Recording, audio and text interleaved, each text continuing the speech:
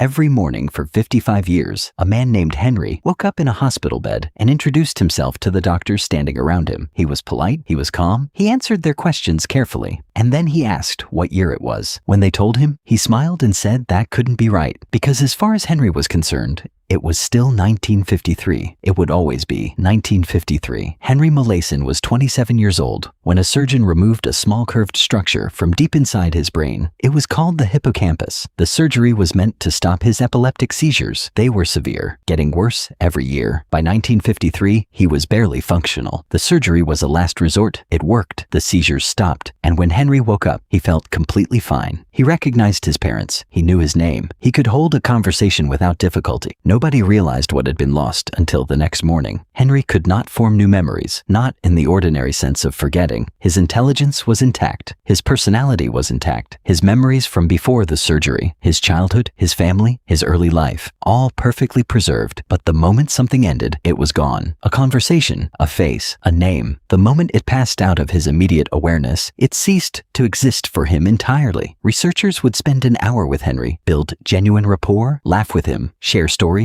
leave the room, come back 5 minutes later. Henry would look up and introduce himself every time for 55 years. A neuroscientist named Brenda Milner began studying him systematically in 1955. What she found changed everything. Henry's short-term memory was completely intact. He could hold information in his mind for as long as he actively focused on it, follow a conversation in real time, repeat numbers back immediately after hearing them. The moment his attention shifted, gone, permanently. This told Milner something nobody had understood before. Memory is not one thing. It is at least two completely different systems running in parallel, short-term, long-term. And the hippocampus was the gateway between them, the part of the brain that takes a lived experience and moves it into permanent storage. Without it, Henry's experiences stayed in the temporary buffer, and when the buffer cleared, they vanished. But here is where it gets stranger. In 1962, Milner asked Henry to trace a star shape by looking only at its reflection in a mirror. It is harder than it sounds. Most people take several sessions to master it. Every session,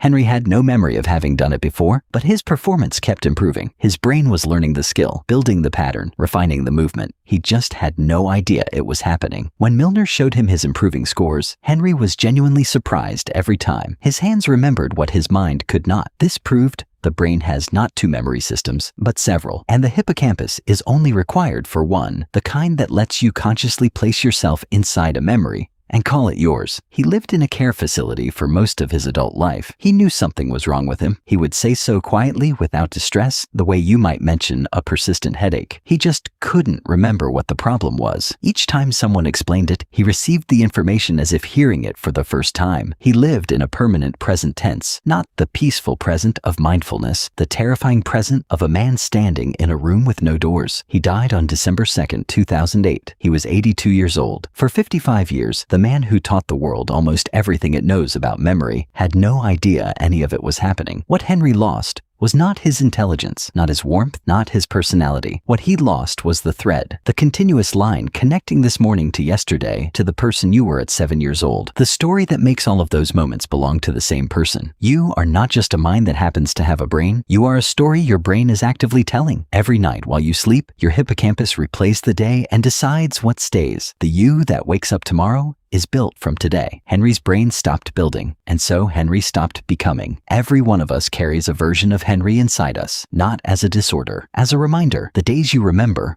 are the days that made you. The ones you let slip through are gone in exactly the same way his were. The only difference is you had the system to save them. Whether you used it is another question entirely.